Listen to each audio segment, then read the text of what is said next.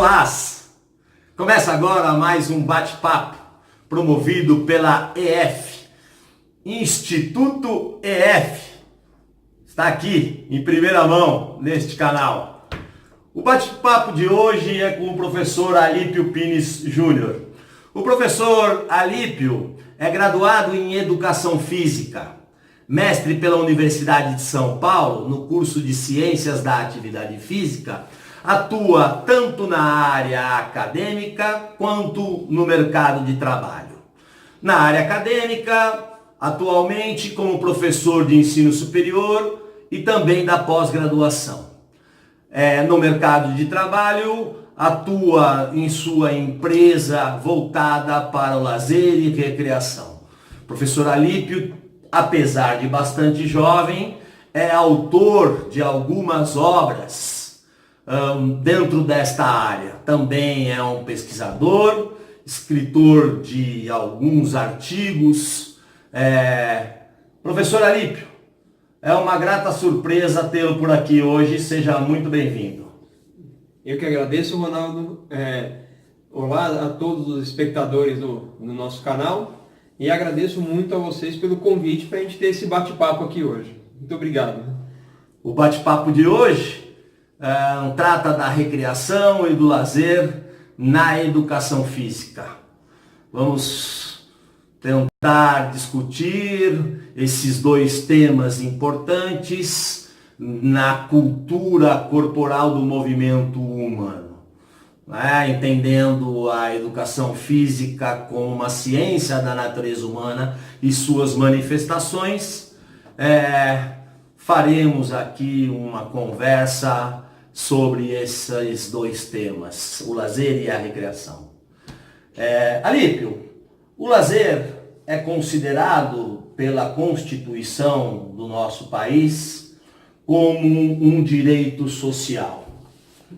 Entendo isto também como uma necessidade básica, que pode ser promovido, no caso da educação física, através dos jogos, das atividades lúdicas, dos esportes e assim por diante.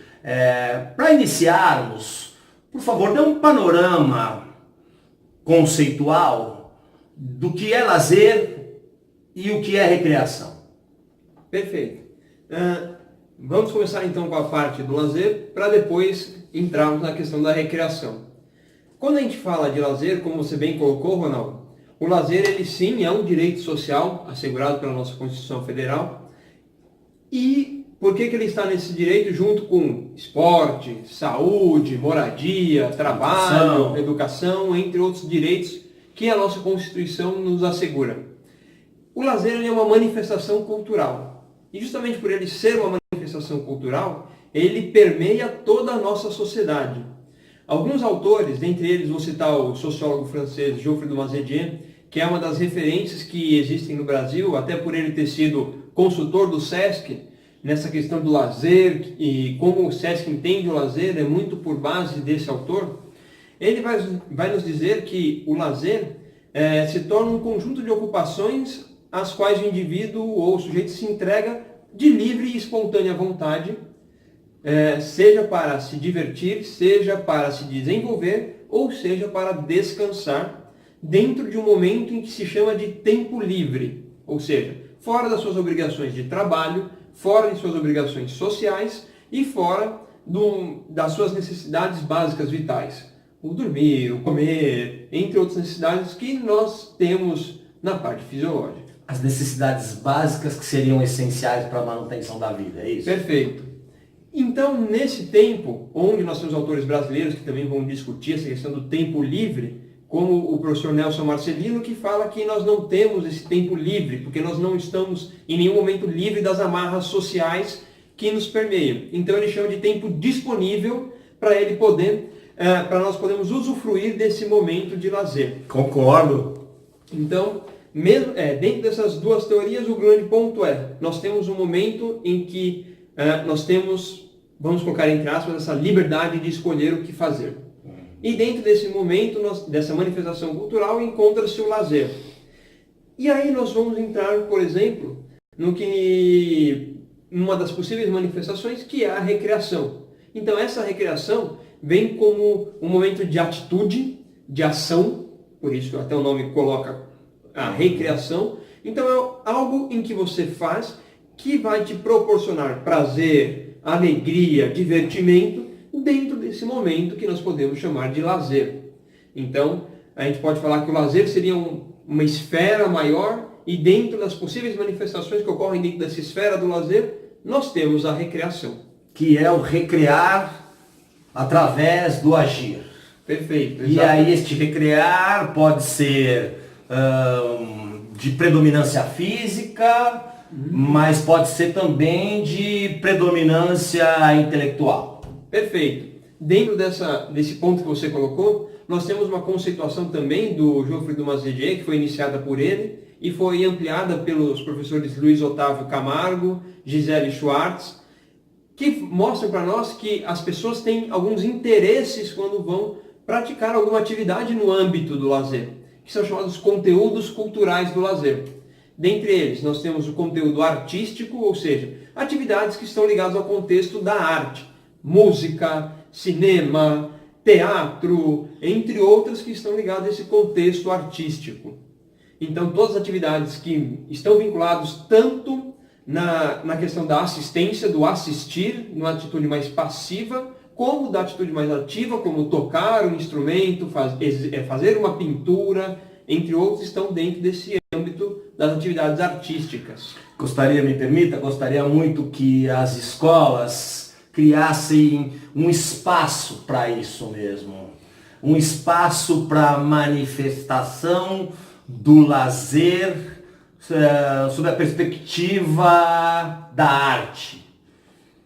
Um espaço que estivesse lá à disposição na escola, para que os meninos e as meninas, também nas universidades, os meninos e as meninas pudessem lá no seu momento um pouco mais livre, né? Disponível, muito obrigado, pudesse tocar um violão, pudesse discutir um determinado texto, pudessem fazer poesias, recitá-las, interpretações e assim por diante. Puxa, quantas e quantas vezes nos ambientes, nos locais que pude trabalhar, tive esse desejo, esse interesse. Muito, muito legal o que você está falando. E veja que tudo isso que você fala tem um amparo científico, tem um amparo de pesquisa sociológica, porque é uma necessidade do ser humano também essa manifestação artística. Então tudo isso tem um amparo, e é legal a gente ouvir isso, porque realmente é algo que a gente identifica como falta um estímulo nessa questão artística. Muitas vezes a gente pode observar isso na própria referência dos nossos alunos, onde se você pergunta qual foi a última vez que você foi ao teatro, muitas vezes eles vão responder que nunca foram. Então eles não têm muita referência nesse sentido. As artes reúnem um conjunto de saberes que são especiais para a educação, né? Para a formação, para o desenvolvimento, para a criticidade, enfim, compõe uma área mesmo privilegiada. Exatamente. E aí nós falamos então do artístico. Também temos o interesse manual, ou seja, que está vinculado a atividades que requerem a manipulação como um dos seus motes principais. Isso pode incluir jardinagem, pode incluir bricolagem, construção de materiais, de brinquedos com materiais alternativos, montagem de brinquedos a partir de blocos de montagem. Então tudo isso você vê que tem a manipulação, então ela está presente, você tem um interesse manual naquela atividade.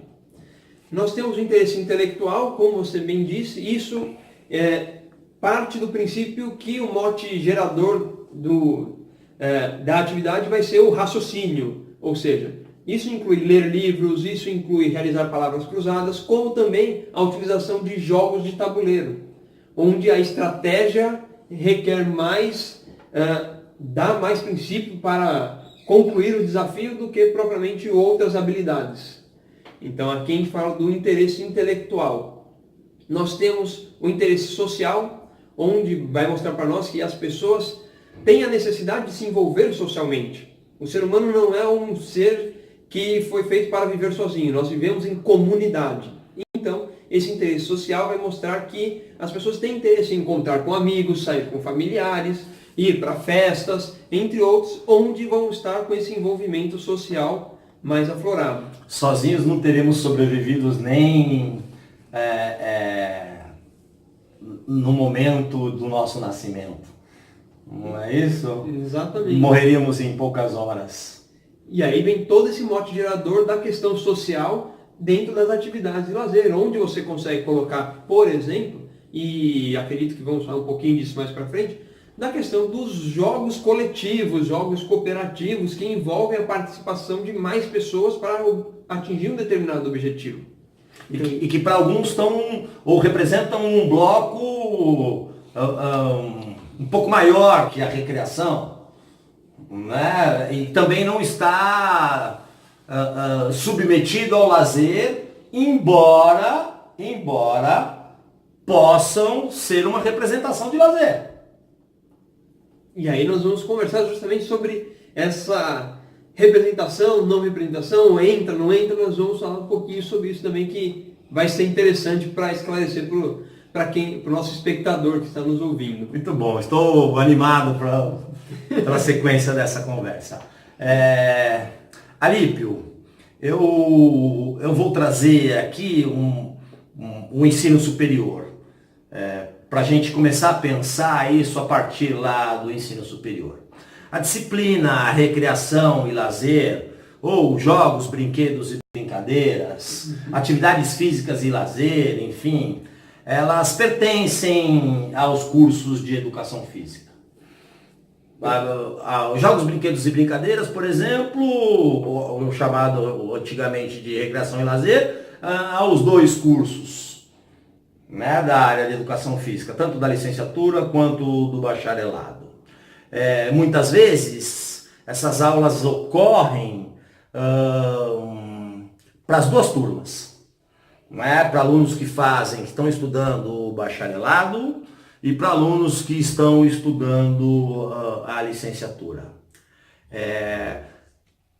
Como desenvolver, como trabalhar esta disciplina no ensino superior de forma que ela atenda essas áreas que, embora estejam sob o mesmo guarda-chuva, embora tratem de conhecimentos, na maioria das vezes comum, se apresentam de forma diferente, inclusive através da legislação.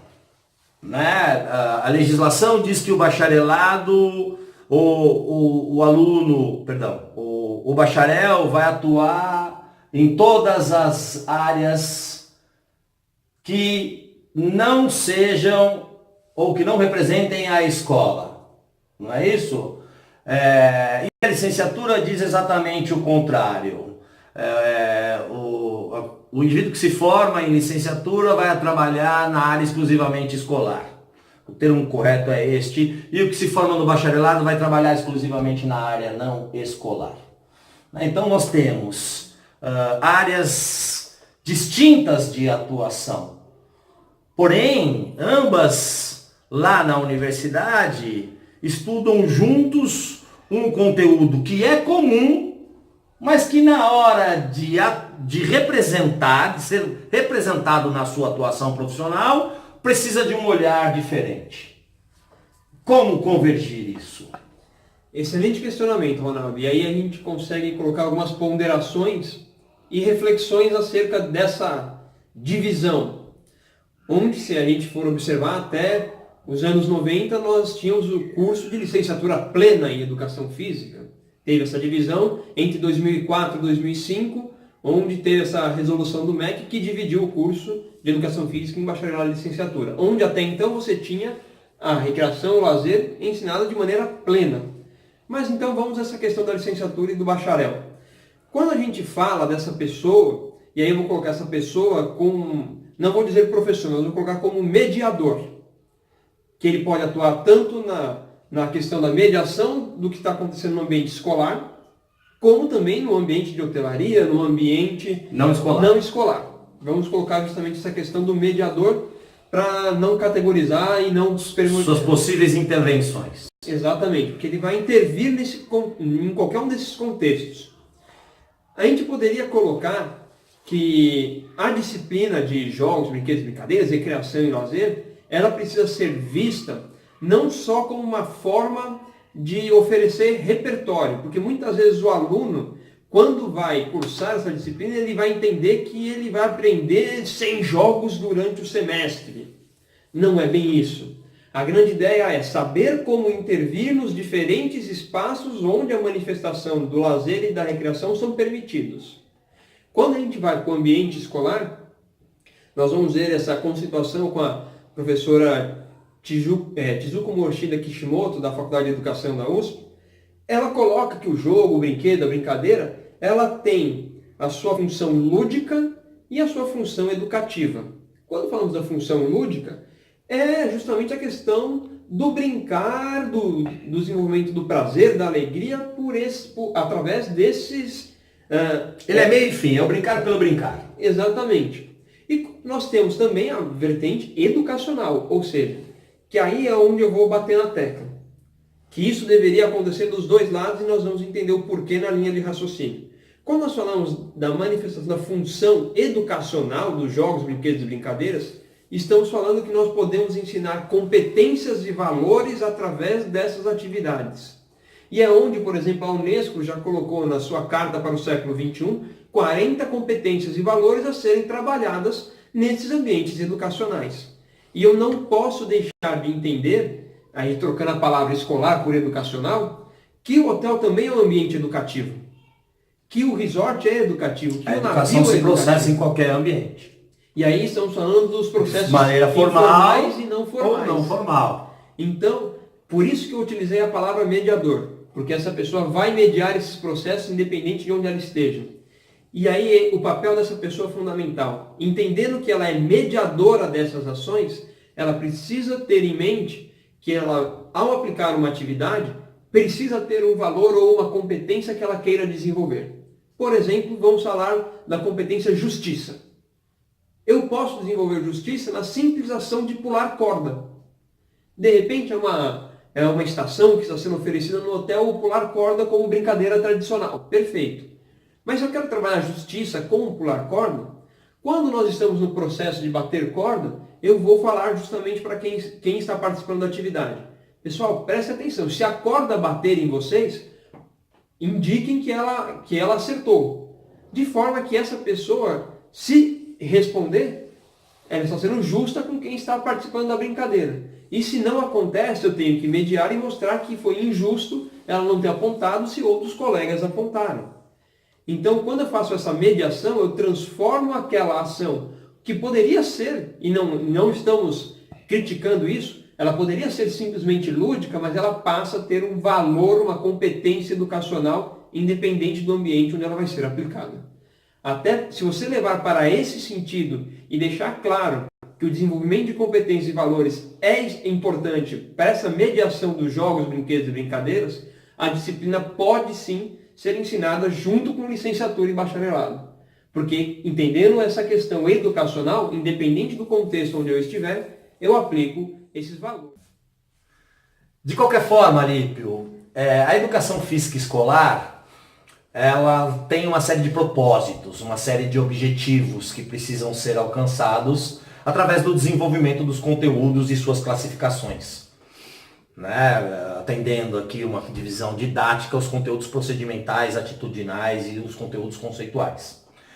Os alunos precisam se apropriar desses diversos saberes para poder alcançar, então, esses objetivos. E a educação física não escolar, ela não apresenta esses mesmos propósitos. A gente até estava conversando sobre educação formal e não formal. E então eu retomo a questão. Como o professor pode fazer lá no ensino superior, na disciplina Jogos, Brinquedos e Brincadeiras, ou Recreação e Lazer, por exemplo, para convergir esse conjunto de conhecimento de forma que atenda diferentes propósitos. Perfeito. Então, vamos dar justamente um panorama, primeiro, da diferenciação e como colocar essa diferenciação junto no mesmo ambiente de aula, já que o professor vai ter as duas turmas junto na mesma sala. Você bem falou, quando a gente fala da parte da licenciatura, nós temos todas as questões de objetivos, aquilo que eu quero alcançar com o meu aluno, tanto pensando em curto, médio e longo prazo, onde a gente precisa estabelecer justamente esses objetivos. Didaticamente, como você mesmo disse, tem essa divisão do procedimental, o saber fazer, o conceitual, o saber, e o atitudinal, o saber ser. Lembrando que é uma divisão didática porque o ser humano é um só. A gente está trabalhando ele de forma integral. Perfeito. E aí, nesse sentido, nós vamos ver que o profissional de educação física que atua no âmbito escolar, ele tem um repertório de ações mais voltadas para o interesse físico esportivo, que é justamente um dos interesses do lazer, que pressupõe a utilização de movimento como mote gerador da atividade.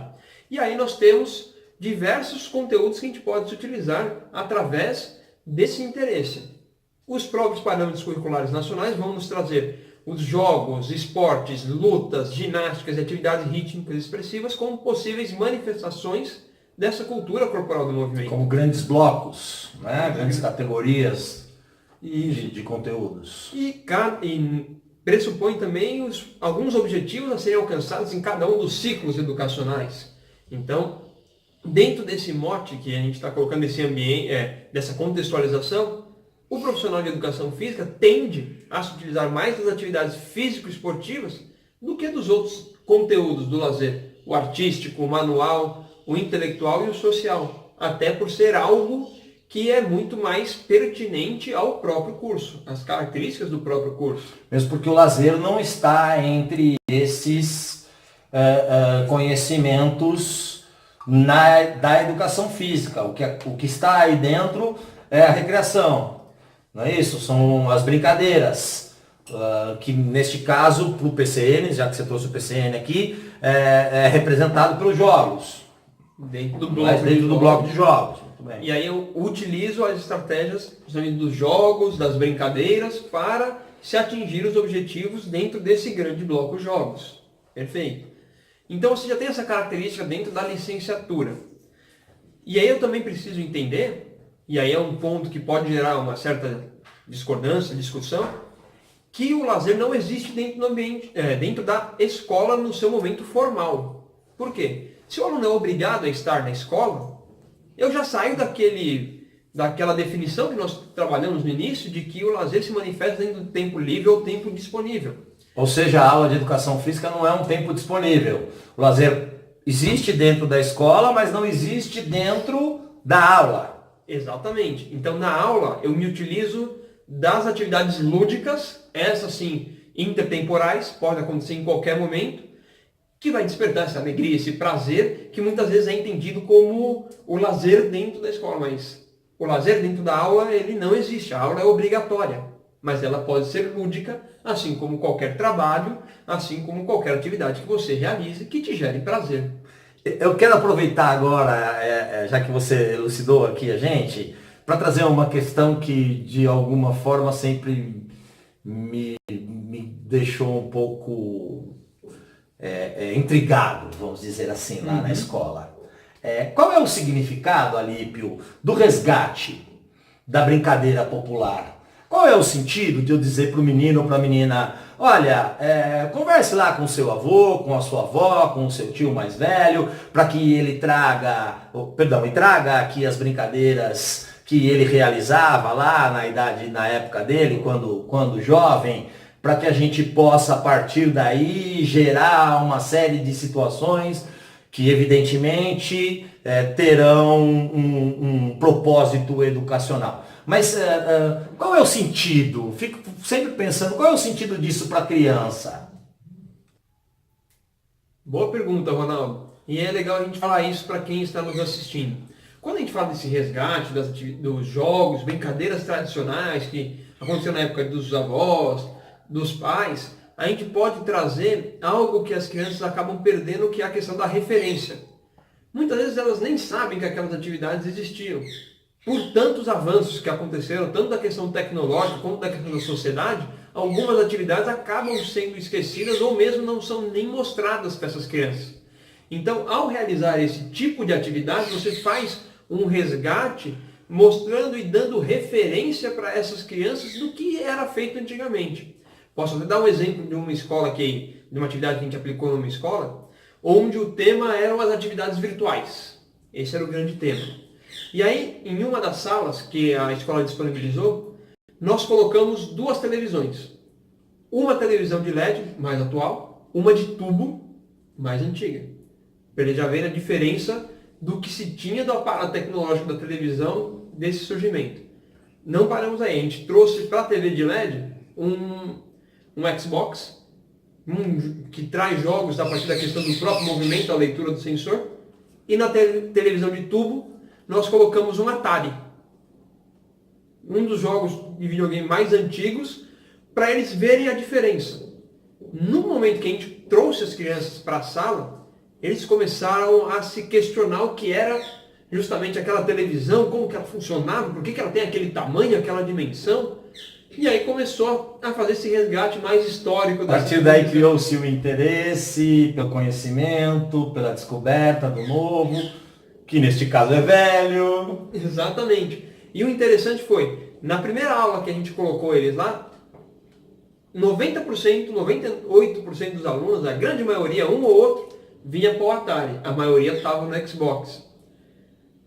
Fizemos isso uma semana, 2, 3. Na quarta semana, você já via mais crianças vindo para o Atari com o interesse de já ter conhecido, de ter comentado com os pais terem falado que eles já jogavam aquele jogo, então eles também queriam jogar aquilo que os pais jogavam. Então a experimentação dessas semanas fez com que eles partissem de algo que eles já conheciam e começaram a olhar de uma outra forma aquilo que eles não conheciam. Esse exemplo foi muito bom, elucidou muito a questão. Obrigado. Alípio, a gente já está chegando aí no nosso momento final e para que a gente termine isto, eu peço que você conte um pouco da sua trajetória. O que te levou à educação física, o que te levou, em especial, dentro da educação física, o lazer, a recreação, as questões lúdicas e assim por diante. Perfeito. Eu posso dizer que eu fui um privilegiado porque eu tenho pais que são profissionais de educação física. O meu pai é profissional de educação física, minha mãe é profissional de educação física, foram professores tanto do Estado, prefeitura, na universidade, então eu tenho um bom background, pelo menos disso, Certamente de tem. apoio. Eu sempre estou dizendo, eu atuei com seu pai e realmente você é um privilegiado. E aí, na questão do lazer, minha mãe é recreadora, então ela ainda também tem essa veia recreativa dentro de casa, assim como meu pai é da questão mais esportiva. E por influência dela de realizar diversas atividades que ela fazia junto com a gente, quando eu estava no 3º ano do ensino médio no colégio, surgiu a oportunidade de ser monitor de acampamento para as turmas mais novas. E aí eu gostei dessa forma de atuar, né, junto com as crianças, observando elas, fazendo atividades junto no meio do acampamento. E foi a minha primeira experiência dentro da área da recreação e do lazer. Depois, aí, em 2005, entrei na universidade, fiz o curso de Educação Física junto com o bacharelado em Lazer e Turismo, e aí surgiu a oportunidade de fazer um curso e virar monitor de viagens de formatura, onde eu atuei desde 2005 até 2009, que foi quando eu me formei, e aí entrei já na área educacional como professor do Estado, e hoje tenho uma empresa que trabalha com a questão do entretenimento, do lazer e da recreação nos diversos ambientes. Fazemos atividades circenses em escolas, hotéis, e a recreação é um dos grandes, posso dizer, uma das grandes áreas que eu me apaixonei dentro da educação física. Então, durante toda essa trajetória que ela foi se construindo. Maravilha! É isto. Alípio, muitíssimo obrigado. Foi um prazer tê-lo aqui. Eu que agradeço, Ronaldo. Somos colegas, amigos, né? Colegas eu digo porque atuamos juntos, trabalhamos na mesma profissão, amigos porque convivemos fora do trabalho. Com certeza. É um prazer mesmo dividir esse espaço com você. Eu que agradeço toda a sua disponibilidade, de toda a equipe da EF e novamente agradeço o convite de estar aqui com vocês nesse momento. É isso aí. A você, seguidor da EF, meu muito obrigado. Sejam felizes e estejam aqui.